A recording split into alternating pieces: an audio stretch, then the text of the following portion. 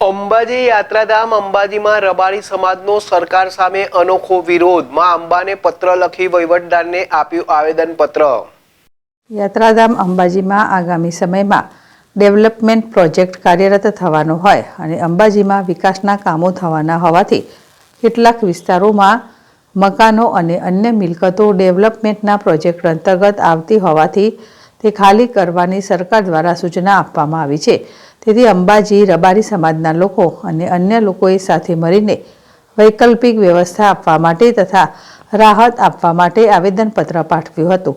આ આવેદનપત્રમાં અંબાના મંદિરમાં માં અંબાને પત્ર લખી અને વહીવટદારને આવેદનપત્ર આપ્યું હતું અને સરકારને વૈકલ્પિક વ્યવસ્થા આપવા માટેની માંગ કરી હતી।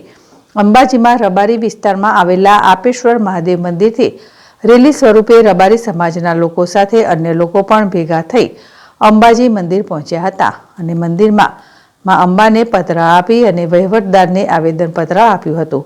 ત્યારબાદ માં અંબાના શિખરે ધજા ચઢાવી અને તેમને કંઈક રાહત મળે તેવી માતાજી પાસે પ્રાર્થના કરી હતી। અરવિંદ અગ્રવાલ, ZSTV, અંબાજી।